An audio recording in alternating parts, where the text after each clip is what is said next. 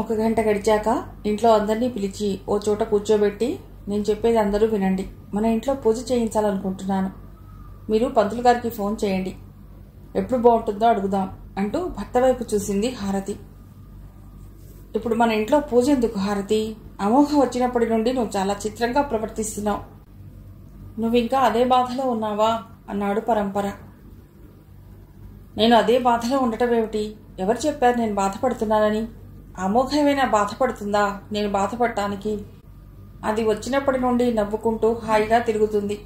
వాళ్ళ వదినతో అత్తయ్యతో కబుర్లు చెప్పుకుంటూ సంతోషంగా ఉంది. మరి అనుకోకుండా ఎందుకు ఈ పూజ? అనుకోకుండా ఏం కాదు. సమర్ మౌక్తికలతో పూజ చేయించాలని చాలా రోజులుగా అనుకుంటున్నాను. ఇప్పుడైతే బాగుంటుందనిపించింది. అనిపించినప్పుడే ఏదైనా చేయాలని మీరు కూడా అంటుంటారుగా అంది హారతి. పూజ ఎప్పుడు చేసినా మంచిదేగా అన్నయ్య గారు. నేను కూడా మీ బావగారు ఇజ్రాయెల్ వెళ్లే ముందు ఇంట్లో పూజ పెట్టుకున్నాను. మీరు కూడా వచ్చారుగా. పూజ వల్ల ఇంట్లో ఒంట్లో ఉన్న నెగిటివ్ ఎనర్జీ మొత్తం పోయి రిలాక్స్గా ఉంటుంది అంది కాసులదేవి. ఉంటుంది, కానీ ఇప్పుడున్న సిచ్యుయేషన్ వేరు కదమ్మా. అమోఘ దర్శనంతో ఉంటే ఆ సంతోషం వేరు. వియ్యపురాల్ని పిలుచుకోకుండా పూజ ఎలా చేస్తాం? అదేమో వాళ్ళకి ఫోనే చేయొద్దంటుంది. ఇదంతా హారతి ఎందుకు పట్టించుకోదు అన్నాడు పరంపర. సమర్, మౌక్తిక, అమోఘ ఆ కొద్దిసేపు ఫోన్లు పక్కన పెట్టి మౌనం పాటిస్తున్న వాళ్ళలా కూర్చుని వింటున్నారు. వెంటనే కాసులదేవి అందుకుని, వియ్యపురాల్ని పిలవకుండా పూజ ఎలా చేసుకుంటావు అన్నయ్య గారు? అసలు అమోఘకు దీనికి సంబంధం ఏమిటి? అమోఘ ఎలా వచ్చిందో అలాగే వెళుతుంది. ఆ కారణంగా వదినగారు అనుకున్న పూజ ఆగటానికి లేదు. ఆ పిలుపులేవో మేము చూసుకుంటాం. ఇప్పుడు నేను కూడా ఉన్నాను కదా వదినకు తోడుగా. మీరు పంతులు గారికి ఫోన్ చేయండి అంది. అది కాదమ్మా అన్నాడు పరంపర. మంచి పనులకు వాయిదా వెయ్యొద్దన్నయ్య గారు, అవి జరగాలి అంది కాసులదేవి. పరంపర ఇకేం మాట్లాడకుండా వెంటనే పంతులు గారికి ఫోన్ చేశారు. పంతులు గారు వచ్చారు. పంతులు గారు పంచాంగం చూసి పూజ ఎప్పుడు ఏ రోజు పెట్టుకోవాలో చెప్పారు. పూజకు అవసరమైన సరుకుల లిస్ట్ ఇచ్చారు. ఆ తర్వాత హారతి వైపు చూసి, అమ్మా, ఆ రోజు నేను వచ్చే వేళకు అన్నీ సిద్ధంగా ఉంచండి. పూజ మధ్యలో లేవకూడదు. ఇక నేను వెడతాను పరంపర గారు అని పరంపరతో చెప్పి ఆయన వెళ్లారు. పూజ కోసం పిలుపులు మొదలుపెట్టింది హారతి. కాసులదేవిని వెంటబెట్టుకుని చుట్టుపక్కల ఇళ్లకి వెళ్లి బొట్టు పెట్టి పూజకు రమ్మని చెప్పొచ్చింది. అంతకుముందే తన గదిలోకి వెళ్లి డోర్ పెట్టుకుని సబితమ్మకు ఫోన్ చేసింది హారతి. ఆ ఫోన్ కోసమే ఎదురు చూస్తున్న దానిలా వెంటనే లిఫ్ట్ చేసి హలో అంది సబితమ్మ. వదిన గారు బాగున్నారా? నేను హారతిని అంది హారతి. హారతికి సబితమ్మతో మాట్లాడాలని ఎంత ఆతృతగా ఉందో ఆమె గొంతు వింటేనే అర్థమవుతుంది. బాగున్నాం వదిన, మీరెలా ఉన్నారు? అమోఘ మీ దగ్గరికి వచ్చింది కదా. అమోఘ వచ్చిందని మాకు ఒక్క ఫోన్ అయినా చేయలేదు. ఇదేనా మీ మర్యాద? నేను ఇలా మాట్లాడితే మీకు కష్టంగా ఉంటుందేమో. మేము ఇంట్లో లేనప్పుడు మీ అమ్మాయి మాకు చెప్పకుండా మీ ఇంటికి రావచ్చా? రాకూడదు, కానీ అక్కడ ఏం జరిగితే వచ్చిందో అడిగారా? కారణం ఏదైనా ఇంట్లో పెద్దవాళ్ళకి తెలియకుండా ఇలా పుట్టింటికి రావడం తప్పు అని మందలించారా? లేదు, మీరు అదేం చేయలేదు. ఫోన్ కూడా ఇప్పుడు చేశారు అంటే మీకు మేమంటే లెక్కలేదు అంది కోపంగా సబితమ్మ. మీరెలా కోపంగా మాట్లాడకండి వదిన గారు. ఈ విషయంలో నేనెంత బాధపడుతున్నానో నాకే తెలుసు. బాధపడి ఏమిటి ప్రయోజనం? అమోఘని తీసుకొచ్చి మా ఇంట్లో వదిలేరా? వదలాలని అనుకున్నారా? కనీసం మా ఇంటికొచ్చి మాట్లాడారా? అమోఘకు తండ్రి ఉన్నాడు, అన్నయ్య ఉన్నాడు. ఎవరైనా ఇలా ఉంటారా? ఇదేనా ఆడపిల్లను కన్నవాళ్లుగా మీ బాధ్యత అంది సబితమ్మ. అంత అవకాశం మాకు అమోఘ ఇవ్వలేదు వదిన గారు. అక్కడ ఏం జరిగిందో చెప్పమని ఎంత అడిగినా చెప్పట్లేదు. మీరు నమ్ముతారో లేదో ఈ క్షణం వరకు అందరం అడుగుతూనే ఉన్నాం. మీరు ఫోన్ చేసే వరకు మీకు ఫోన్ కూడా చేయొద్దంది. మరి మీ అబ్బాయిని అడిగారా వదిన గారు అమోఘ మా ఇంటికి ఎందుకు వచ్చిందో అంది చాలా సౌమ్యంగా హారతి. మామూలుగానే వాడు రిజర్వ్గా ఉంటాడు.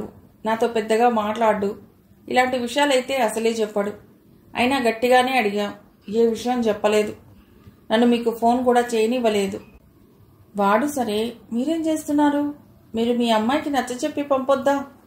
మా కోడలు మా ఇంట్లో లేదని తెలిస్తే సమాజానికి మేమేమని సమాధానం చెప్పుకోవాలి? ఇది మాకెంత పరువు తక్కువ. అది ఆలోచించారా మీరు మీ అమ్మాయి అంది సబితమ్మ. మరిప్పుడు ఏం చేద్దామంటారు?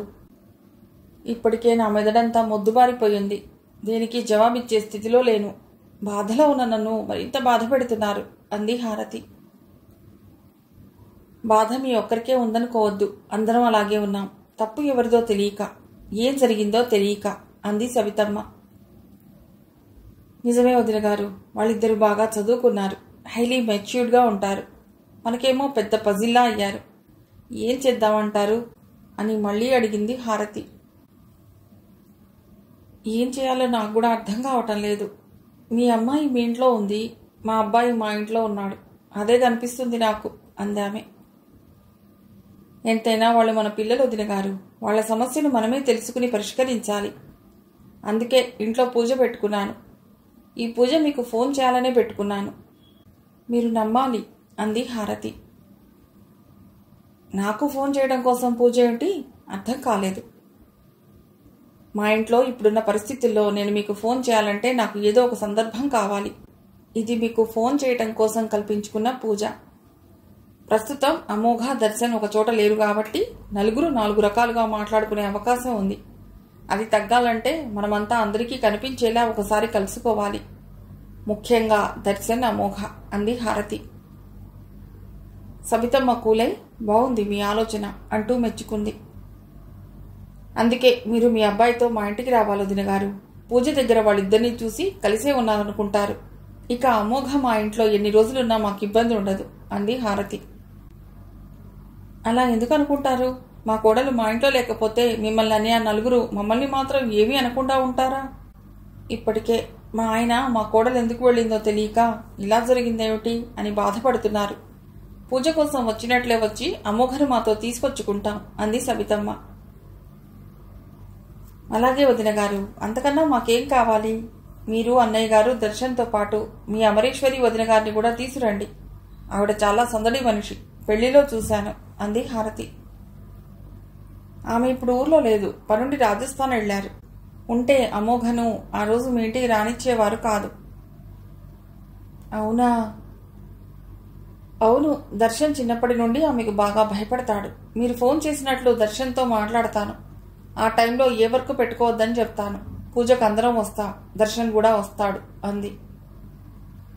అమ్మయ్యా, ఇప్పుడు బాగుంది నాకు అని మనసులో అనుకుని, సరే వదిన గారు, నేను ఇప్పుడే అన్నయ్య గారికి, దర్శన్కి కూడా ఫోన్ చేసి పూజకు రమ్మని పిలుస్తాను అంటూ కాల్ కట్ చేసి పాపారావుకి, దర్శన్కి ఫోన్ చేసి మాట్లాడింది హారతి. 2 రోజుల తర్వాత పూజ కోసం హాల్ అంతా బంతిపూల మాలలతో, మామిడాకులతో సుందరంగా, శుభకరంగా అలంకరించింది కాసులదేవి. ముత్తైదువులందరూ ఒక్కొక్కరే వస్తున్నారు. వాళ్లను పలుకరించి కూర్చోబెడుతుంది హారతి. దర్శన్ వాళ్ళు వస్తారని వాళ్ల కోసం ఎదురు చూస్తూ గేట్ దగ్గరే ఉన్నాడు పరంపర. దర్శన్ వాళ్ళు వచ్చారు. అమోఘకు వాళ్ళని చూడగానే ఎలా రియాక్ట్ అవ్వాలో అర్థం కాలేదు. వాళ్లకు నమస్తే చెబుతూ నవ్వుతూ పలకరించాలా, లేక మీరెవరో నాకు తెలియదు అన్నట్లు పక్కకు వెళ్ళిపోవాలా అని అనుకుంటూ వాళ్లను దూరంగా చూస్తూ నిలబడింది. ఆమె పక్కనే ఉన్న కాసులదేవి, ఏమిటి ఇంకా ఇక్కడే నిలబడ్డావు? మీ ఆయన వాళ్ళు వచ్చారు, వచ్చి వాళ్ళని పలుకరించు అంటూ అమోఘ కన్నా ముందు వెళ్లి వాళ్ళని పలుకరించింది. కాసులదేవి వెనక నుండి అమోఘ నెమ్మదిగా వద్దామా వద్దా అన్నట్లుగా వచ్చి వాళ్ల పక్కన నిలబడింది. ఆ విషయం అక్కడ వాళ్ళెవరికీ తెలియకపోయినా దర్శన్కి స్పష్టంగా తెలిసింది. దర్శన్ కూడా అమోఘ రావటం గమనించి, నువ్వెవరో నాకు తెలియదు అన్నట్లుగా ఆమెను చూడకుండా నిలబడ్డాడు. అమోఘ దర్శన్ వైపు చూసింది. ఎలాగో దర్శన్ చూడట్లేదు కాబట్టి అమ్మయ్య అనుకుని పక్కనే ఉన్న అత్తమామల్ని చూసి చిన్నగా నవ్వింది. బాగున్నావా అమోఘ అన్నారు సబితమ్మ, పాపారావు. బాగున్నాను అన్నట్లు తల ఊపింది అమోఘ. మిగిలిన వాళ్ల మధ్యన ఎలాంటి పొరపచ్చాలు లేవు కాబట్టి అందరూ ఏమీ జరగనట్లు నవ్వుతూ మాట్లాడుకుంటూ ఉన్నారు. అంతలో ఒక ఆమె దర్శన్ని చూసి, ఈ అబ్బాయే కదా మీ అల్లుడు? నువ్వు ఎక్కడ వర్క్ చేస్తున్నావు బాబు? మీ పెళ్లికి నేను రాలేకపోయాను.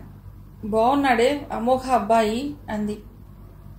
హారతి తల ఊపి పంతులు గారు అడిగింది అందిస్తుంటే అమోఘ ఆమె మాటల్ని విన్నా విననట్లే చూసింది. దర్శన్ మాత్రం ఆమెకు ఏం చెప్పాలో చెప్పి ఎంత నవ్వాలో నవ్వాడు. బాగా ఉన్నవాళ్లే దొరికారు, కాకపోతే ఇద్దరూ సైలెంట్గా ఉన్నారు. వీళ్ళు మాట్లాడుకోరా ఏమిటి అని అనుకున్నారు కొందరు. నన్ను మర్చిపోయారా బాస్, మీ పెళ్లిలో అంత గొడవ చేశాను అంటూ ఒక అబ్బాయి వచ్చాడు దర్శన్ దగ్గరికి. లేదు లేదు గుర్తున్నారు అన్నాడు దర్శన్ నవ్వుతూ. అమోఘ వాళ్ళ దగ్గర బంధువు ఒక ఆమె అమోఘను చాలాసేపటి నుండి గమనిస్తూ, ఏమిటే అమోఘ, నీ పెళ్లి నిన్ననో మొన్ననో కాలేదు, నెల దాటింది. ఇంకా మీరిద్దరూ నేనెవరో ఆయనకు తెలియదు, ఆయనెవరో నాకు తెలియదు అన్నట్లుగా బిహేవ్ చేస్తున్నారు, ఏమిటి కథ అంది.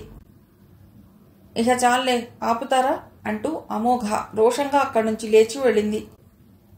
అమోఘ వర్క్ శారీకి తగ్గట్టు మ్యాచ్ అయ్యే ఒక నెక్ సెట్ పెట్టుకుని దాని ఇయర్ రింగ్స్ పెట్టుకుని డీసెంట్గా ఉంది. అక్కడ అమోఘ కజిన్ అమోఘని చూసి, నువ్వెందుకు పట్టుచీర కట్టుకోలేదు అంది.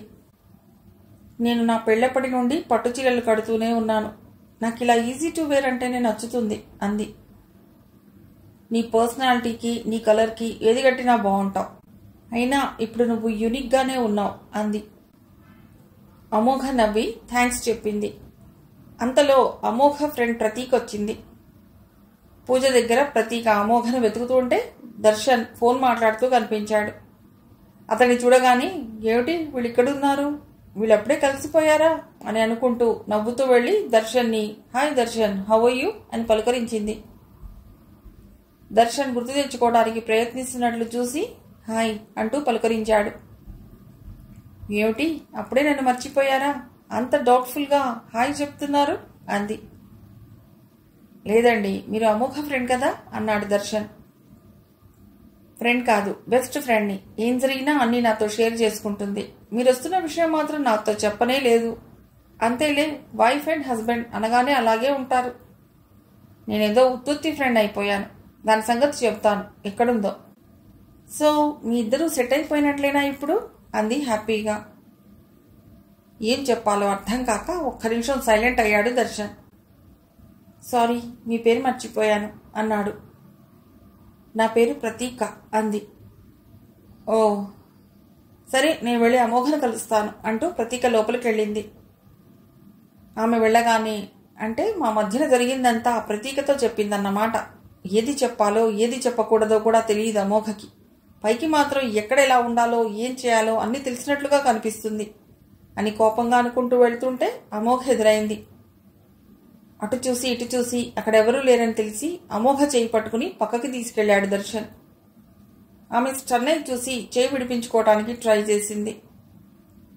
నీకు అసలు ఏ విషయం చెప్పాలో ఏ విషయం చెప్పకూడదో తెలీదా అంటూ ఆమె చేయిని ఇంకాస్త గట్టిగా పట్టుకున్నాడు. ఆమెకు కూడా కోపంగా అతడి కళ్ళలోకి చూసి, ముందు నా చెయ్యి వదిలి మాట్లాడు అంది. అప్పుడు చెయ్యి వైపు చూసి తర్వాత ఆమె ముఖం వైపు చూసి చెయ్యి వదిలేశాడు దర్శన్. అప్రయత్నంగానే తను వదిలేసిన ఆమె చెయ్యిని చూశాడు. ఆమె చెయ్యి మీద అతడి చేతివేళ్ల అచ్చులు ఎర్రగా ఉన్నాయి. ఆమె చెయ్యి తెల్లగా ఉండటంతో అప్పటికప్పుడే బాగా కందిపోయింది. అతడు చెయ్యి వదలగానే ష్ అనుకుంటూ చేతివైపు చూసుకుంది. ఆమె కళ్ళల్లో నీళ్లు తిరిగాయి. ఐఎమ్ సారీ అంటూ ఆమె చేయిని తాకబోయే లోపలే ఆమె విదిలించుకుని అక్కడి నుండి వెడుతుంటే ఆమె చేతి గాజులు చప్పుడు చేశాయి. కోపంగా పక్కనే ఉన్న గోడను గుద్ది దర్శన్ కూడా అక్కడి నుంచి వెళ్ళాడు. గబగబా వెళ్ళి తల్లిని కలిశాడు. మమ్మీ, నాకు ఆఫీస్ నుండి కాల్ వచ్చింది, నేను వెళ్ళాలి. దర్శన్ అంత కోపంగా ఉన్నాడు ఎందుకు? ఆఫీస్లో ఏమైనా జరిగిందా అని సబితమ్మ మనసులో అనుకుంటుంటే, అంతవరకు ఎప్పుడెప్పుడు వాళ్లతో మాట్లాడాలా అని ఎదురు చూస్తున్న హారతి పరంపరా దర్శన్ రావటంతో ఇదే మంచి అవకాశం అనుకుని మీతో కొంచెం మాట్లాడాలి అంటూ వాళ్ళ దగ్గరికి వెళ్లారు. అయితే జరిగిన విషయం వీళ్ళకు కూడా చెప్పేసిందన్నమాట. అదేనా వీళ్ళిప్పుడు మాట్లాడాలనేది? మాట్లాడని, ఏదో ఒకటి తేలిపోతుంది అని లోపల కోపంగా అనుకుంటూ పైకి మాత్రం నవ్వుతూ, మాట్లాడండి, నేను వెళ్ళాలి, చాలా అర్జెంట్ అన్నాడు దర్శన్. ఒక్క నిమిషం బాబు, అసలు మిమ్మల్ని పిలిచిందే మీతో మాట్లాడటానికి. మీ ఇద్దరి మధ్యన ఏం జరిగిందో మాకు తెలియదు. అమోఘ ఎంత అడిగినా చెప్పటం లేదు. నిన్ను చూస్తే నువ్వు కూడా ఏం జరగనట్లే నార్మల్గానే ఉంటున్నావు. కానీ తానెందుకు మీ ఇంట్లో నుండి వచ్చేసిందో, నువ్వెందుకు ఫోన్ చేయట్లేదో, తనెందుకు నీకు ఫోన్ చేయట్లేదో తెలియట్లేదు అంటూ తన బాధను చెప్పుకుంది హారతి. దర్శన్ మౌనంగా చూసి, ఓ అయితే ఎవరికి ఏం చెప్పలేదా? ఫ్రెండ్ కదా, ప్రతీకకు ఒకదానికే చెప్పి షేర్ చేసుకుని ఉంటుంది అని మనసులో అనుకుని, అప్పటి వరకు హారతి మాట్లాడేది తన గురించి కాదు అన్నట్లుగా అంతా విని అక్కడి నుండి నేరుగా బయటికి వెళ్లి కారు తీసుకుని వెళ్ళాడు. అయ్యో, అల్లుడు గారేమిటి సమాధానం చెప్పకుండానే వెళ్లారు?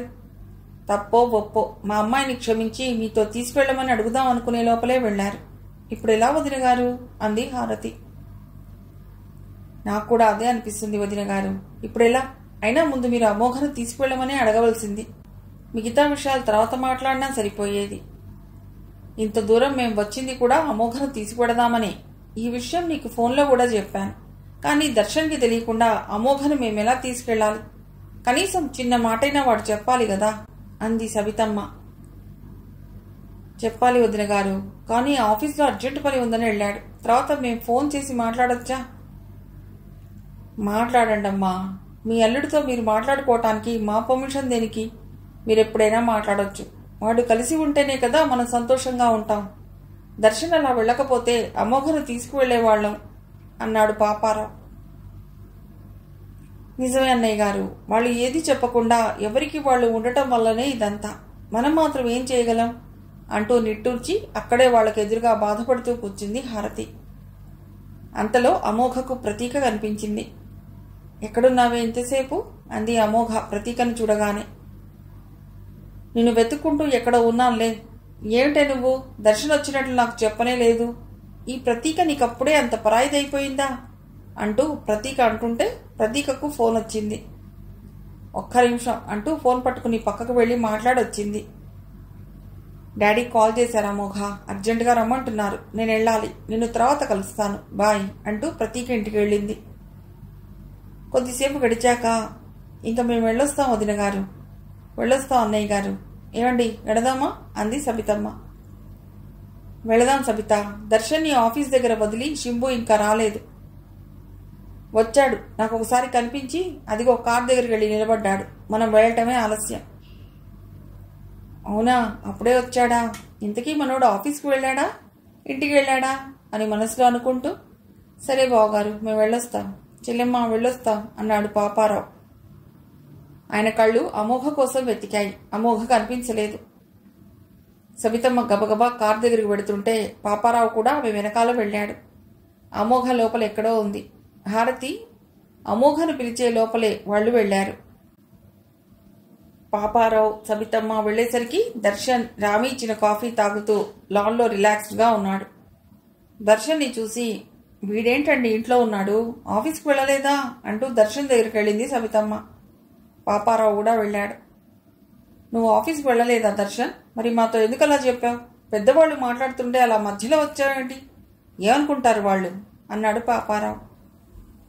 దర్శన్ కాఫీ కప్పుతో ఆడుకుంటూ జవాబు చెప్పలేదు. వీడెప్పుడు ఇంతే. చూడండి, మీరు అడుగుతుంటే మాట్లాడుతున్నాడేమో. పెళ్లికి ముందు సరే, ఇప్పుడు కూడా ఇంతేనా? ఎప్పటికీ ఇలాగే ఉంటే ఎలా కుదురుతుంది? పెద్దవాడయ్యాడు. వాడి మనసులో ఏముందో మనతో చెప్పనట్లే ఆ పిల్లతో కూడా చెప్పట్లేదేమో. అందుకే ఆ పిల్ల విసుగొచ్చి వెళ్ళిపోయిందేమో. అబ్బా, అలా ఏం కాదులే సబిత. ఎందుకు కాదు? ఇదంతా చూస్తుంటే ఇంట్లో వాళ్ళు పెళ్లి చేసుకోమంటే వద్దని చెప్పడానికి కారణాలు ఏమీ లేవు కాబట్టి చేసుకున్నట్లుంది. అయినా పెళ్లికి ముందే అన్నీ మాట్లాడుకునే చేసుకున్నారు కదా. ఇదంతా ఏమిటిప్పుడు అంది సబితమ్మ. నువ్వు తొందరపడి ఏదేదో మాట్లాడకు సబిత. వాడు చిన్నప్పటి నుండి మా అక్కయ్య దగ్గరే ఎక్కువగా పెరిగాడు కాబట్టి ఏదైనా ఉంటే ఆమెకు చెప్తాడులే. ఆమెను రాని. ఏ మనతో చెప్పకూడదా? ఏం దాస్తున్నాడు వీడు? పూజకు వెళ్ళేటప్పుడు బాగానే వచ్చాడు మనతోటి. అంతలోపల ఏమైంది? అంత సడన్గా ఇంటికి వచ్చాడు. పెద్దవాళ్ళం, మనల్ని అక్కడే వదిలేసి ఎందుకు వచ్చాడో అడగరా మీరు? అడుగుతాలే. దర్శన్ని ఇప్పుడు ఏమీ అనకు. నువ్వు వెళ్ళి రెస్ట్ తీసుకో అంటూ ఆమెను అక్కడి నుండి పంపాడు పాపారావు. ఆయన మాత్రం కొడుకు దగ్గరే కూర్చున్నాడు. పూజకు వచ్చిన వాళ్ళంతా వెళ్ళాక ఆ రాత్రికి ఇప్పుడు చాలా ప్రశాంతంగా ఉందండి నాకు. మన వియ్యంకులు ఎంత మంచివారండి. మనం పిలవగానే పూజకు వచ్చారు. అల్లుడు గారు కూడా వచ్చారు. ఇంకొకరైతే ఇది చేసిన పనికి వస్తారా? వాళ్ళు రావటం వల్ల ఎంతమంది నోళ్లు మూతబడ్డాయి. ఒక్కరు కూడా మన అమోఘ గురించి మాట్లాడటం లేదు అంది హారతి భర్తతో. నిజమే హారతి, వాళ్ళు డబ్బున్న వాళ్ళమన్న అహంకారానికి పోతే అసలు వచ్చేవాళ్లే కాదు. నువ్వన్నట్లు వాళ్ళు చాలా మంచివాళ్లు అన్నాడు పరంపర. సరే ఇక నేను పడుకుంటానండి. దీని పుణ్యమా అని కంటి నిండా నిద్రపోయి ఎన్ని రోజులైందో. మీరు కూడా పడుకోండి అంటూ నిద్రపోయింది హారతి. కాసులదేవి పక్కన పడుకుని ఉన్న అమోఘ తన చేతి మీద పడిన దర్శన్ వేళ్ల అంచుల్ని చూస్తూ, చెయ్యి చూడు ఎంత కోపంగా పట్టుకున్నాడో, ఇంకా ఎర్రగానే ఉంది అని మనసులో బాధగా అనుకుంటూ, అత్తయ్య పడుకున్నావా అంది అమోఘ. ఆమె ఆవులిస్తూ, ఏమిటో చెప్పు అమోఘ, మీ వాళ్ళొచ్చారు వెళ్ళారు, అదంతా గుర్తు చేసుకుంటూ ఇంకా పడుకోలేదులే అంది. ప్రేమంటే ఏమిటత్తయ్యా? అదో పెద్ద సబ్జెక్టులే అమోఘ, అది ఇప్పుడెందుకు? ఎందుకంటే నాకు తెలుసుకోవాలనుంది. అసలు ప్రేమ ఉందంటావా అత్తయ్యా? అయ్యో ఎందుకు లేదమోఘ, ఉండే చోట అతివృష్టి, లేని చోట అనావృష్టి. అదో పెద్ద సయ్యాటలే. ఆడిన వాళ్లకు ఆడినంత, ఓడిన వాళ్లకు ఓడినంత. చిక్కదు దొరకదు. అందుకే కొంతమంది దాన్ని పెద్దగా పట్టించుకోరు, కొంతమంది అదే కావాలంటారు. ఇంతే తెలుసు నాకు. నాకేం అర్థం కాలేదత్తయ్యా. నాకు మాత్రం అర్థమైందా? ఏదో అడిగామని చెప్పాను, నోటికొచ్చింది. కాకపోతే నా చిన్నప్పుడు ఎప్పుడో నవల్లో చదివాను, నువ్వు నా పక్కన ఉంటేనే నాకు జీవితం అని అనిపించుకోవటమే ప్రేమ అని. అయినా ఎవరుంటున్నారు పక్కన? మా ఆయన ఇజ్రాయిల్లో ఉన్నాడు. ప్రేమ కావాలంటూ ఇప్పుడు నేను మీ మామయ్య దగ్గరికి వెళ్ళాలా? అది కాదు ప్రేమ. నేను చెప్పనా ప్రేమంటే ఏమిటో అంది కాసులదేవి. చెప్పత్తయ్యా ప్రేమంటే ఏమిటో అంది అమోఘ. మిగిలిన కథ తర్వాతి భాగంలో.